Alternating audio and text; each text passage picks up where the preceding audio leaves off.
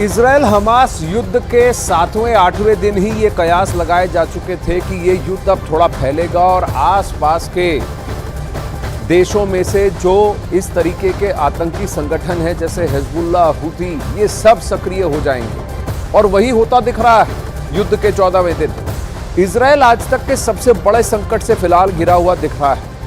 अभी तक इजराइल पर 2 और से हमले हो रहे थे, यानी 2 फ्रंट से अटैक हो रहे थे, लेकिन अब हालात ऐसे हो गए हैं कि इजराइल तीनों ओर से घिर गया है। एक तीसरे देश से इजराइल पर हमले किए गए, जिसके बाद इजराइल की सेना एक और मोर्चे पर घिर सकती है। आइए अब आपको पूरी स्थिति समझाते हैं वॉल ग्राफिक्स के जरिए, और इस वॉल पर ध्यान दें कि कहां से अब अटैक हो रहे हैं। सबसे पहले 7 अक्टूबर को इजराइल में घुसकर हमास के लड़ाके लोगों ने हत्या की थी, और वो दक्षिण इजराइल में हुआ था, साउथ इजराइल में। यहीं से ये गाजा और हमास के यहां से इन्होंने घुसकर अटैक किया था और दक्षिणी इजराइल में घुस गए थे, जिसमें सैकड़ों इजराइल के लोगों की मौत हुई थी। उसके बाद इजराइल ने हमास के ठिकानों को टारगेट करना शुरू कर दिया।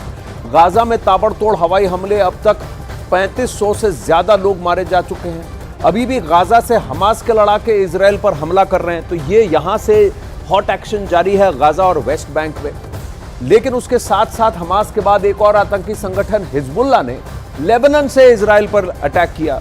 अब हिजबुल्लाह से लेबनान, ये यहां लेबनान से अटैक आता है, तो अब आप देख सकते हैं कि डायमेंशन और डायरेक्शन बदल गया अटैक का। इसके खिलाफ मोर्चा खोल दिया गया इजराइल द्वारा, जिसके बाद इजराइल ने भी लेबनान में हिजबुल्लाह के ठिकानों पर हवाई हमले कर दिए, जिसमें अब तक हिजबुल्लाह के कई सारे लड़ाके मारे जा चुके हैं। फिर यहां यमन के हूती रेबल सक्रिय हो जाते हैं, और जैसे ही हूती सक्रिय होते हैं यमन में, तो वो अटैक का डायमेंशन अब आप देख रहे हैं इजराइल से अब दूसरी तरफ थर्ड फ्रंट खुल जाता है। फाइनली हिजबुल्लाह और हमास के बाद ये आतंकी संगठन हूती, इनकी भी एंट्री होती है, जिनका सऊदियों से भी पंगा है। हूती ने भी इजराइल पर हमले किए। यमन से हूती के कई मिसाइल और ड्रोन हमले हुए हैं। हालांकि लाल सागर के ऊपर अमेरिका की नेवी ने इजराइल की ओर जा रही मिसाइलों को मार गिराया, क्योंकि अमेरिका के यहां पर एयरक्राफ्ट कैरियर्स यहां रुके हुए हैं, रेड सी में भी उनके तैनात हैं डिफेंस एयरक्राफ्ट कैरियर्स, और जिन्होंने ये जो ड्रोन उड़ रहे थे, और हूतीज का अटैक तरीका ही ड्रोन का है। याद है कि सऊदी अरेबिया के एयरपोर्ट्स पर भी हूती आतंकियों ने ड्रोन द्वारा अटैक किया था। अब फिर वही कोशिश की गई, जिसको कि अब अमेरिका ने मार दिया, और वहां से जो रॉकेट्स भी छोड़े गए, उन मिसाइलों को भी अमेरिका ने मार गिराया और कहा कि देखिए हम इजराइल की सुरक्षा करेंगे। लेकिन वहां ग्राउंड पर लेबनान, यमन, इन सारे देशों में अमेरिकी दूतावास और अमेरिकी इंस्टॉलेशंस पर भी अटैक्स हो रहे हैं, जिसका अब अमेरिका ने कहा कि वो भी जमकर जवाब देगा, लेकिन अपने समय अनुसार करेगा, अपनी नियति अनुसार करेगा। वहीं अभी तो इजराइल और हमास की जंग चल रही है, लेकिन और इस दौरान इजराइल को 3 फ्रंट से लड़ना पड़ रहा है। एक फ्रंट गाजा पट्टी का है, दूसरा फ्रंट वेस्ट बैंक का है, और एक फ्रंट लेबनान की सीमा पर हिजबुल्लाह आतंकियों ने खोल रखा है। लेकिन इसके अलावा और युद्ध के फ्रंट खुलने की आशंका है। एक मोर्चा यमन से खुलने की आशंका है, क्योंकि वहां से हूती आतंकियों ने गुरुवार को इजराइल की ओर मिसाइलें दागी थी, जिसे लाल सागर के ऊपर अमेरिका की नेवी ने इंटरसेप्ट करके नष्ट कर दिया। एक और मोर्चा अब सीरिया की ओर से खुलने की आशंका है, जिसकी धमकी एक बार नहीं कई बार ईरान दे चुका है, और सीरिया की सीमा पर ईरान समर्थक मिलिशिया पहुंच चुकी है। तीसरा मोर्चा जॉर्डन की तरफ से भी खुल सकता है। इजराइल की सेना ने जॉर्डन की सीमा पर टैंकों की तैनाती भी शुरू कर दी है। और चौथा सबसे खतरनाक मोर्चा खुल सकता है ईरान से, जो इजराइल के साथ या अमेरिका के साथ सीधी जंग में उतर सकता है। कहने का मतलब यह है कि हमास के हमलों से शुरू हुआ युद्ध अभी और बढ़ सकता है और पूरे पश्चिम एशिया को जंग की आग में झोंक भी सकता है। वहीं हमास, हिजबुल्लाह के बाद एक और बर्बर आतंकी संगठन हूती की इजराइल जंग में एंट्री हुई है। हूती ने इजराइल पर कई मिसाइलों से हमला किया। आइए अब आपको ग्राफिक्स के जरिए समझाते हैं कि हूतियों ने कैसे इजराइल पर हमला किया।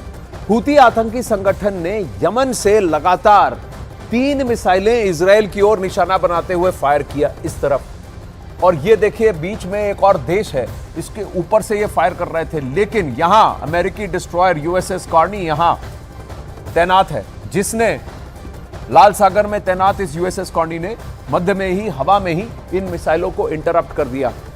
बीच में ही लाल सागर, जैसे मैं कह रहा हूं, मौजूद था और हूती द्वारा हमले किए गए तीनों मिसाइलों को एक एक करके मार गिराया। अब जिसकी वजह से इजराइल पर एक बहुत बड़ा संकट जो मंडरा रहा था वो टल गया, क्योंकि यहां पर यूएस मौजूद है कवर फायर देने के लिए इजराइल को। वहीं हमास, हिजबुल्लाह के बाद हूती ने भी इजराइल पर हमले किए। हालांकि अमेरिका ने उन मिसाइलों को मार गिराया है, लेकिन यहां पर ये अटैक्स रुकेंगे नहीं। आइए अब आपको हूतियों के बारे में समझाते हैं। हूती आतंकी संगठन की स्थापना 1994 में हुई थी। इस आतंकी संगठन की स्थापना हुसैन बदरुद्दीन अल हूती ने की थी। हालांकि हुसैन अल हूती की हत्या 2004 में यमन के सैनिकों ने कर दी थी। हुसैन अल हूती की हत्या के बाद उसका भाई इस संगठन को चलाने लगा।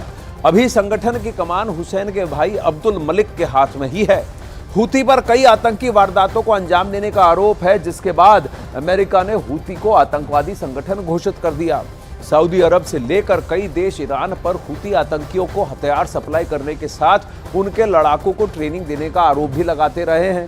हूती के ठिकानों पर सऊदी अरब लगातार कार्रवाई भी करता रहा है। हूती पर सऊदी अरब, यूएई के शहरों पर हमले के आरोप भी लगते रहे। जैसा मैंने आपको बताया कि 2021-22 में भी ड्रोन अटैक्स किए गए थे सऊदी अरब के एयरपोर्ट्स पर, वो भी हूथियों द्वारा, और सऊदी अरब ने जवाबी कार्रवाई की थी। तब यमन से इजराइल पर मिसाइल हमले के बाद हड़कंप मचा हुआ है। हूती आतंकी संगठन पर इस मिसाइल हमले को अंजाम देने का आरोप लगा है। हालांकि लाल सागर में अमेरिकी नेवी ने इन मिसाइलों को ध्वस्त कर दिया। लेकिन अब हम आपको हूती आतंकी संगठन की ताकत के बारे में भी बताते हैं। हूती के संगठन में यमन के पूर्व सैनिक भी जुड़े हुए हैं। हूती संगठन के पास करीब 2 लाख लड़ाके हैं। हूती संगठन के पास मिसाइल, ड्रोन से लेकर घातक मिसाइल्स हैं और हथियार भी हैं। हूती संगठन का प्रभाव यमन से लेकर सऊदी अरब और यूएई तक दिखता है। यमन के 1/3 इलाकों पर हूथियों का कब्जा है। इसके साथ ही यमन की सत्ता पर भी हूथियों की पकड़ है। इसके साथ ही ईरान पर हूथी को हथियार से लेकर उन लड़ाकों को ट्रेनिंग देने का आरोप भी है। अब आप देखें कि हर डायमेंशन में ईरान का हाथ दिखता है। हमास एक सुन्नी आतंकवादी संगठन है, लेकिन एक शिया प्रधान देश ईरान उसकी मदद कर रहा है।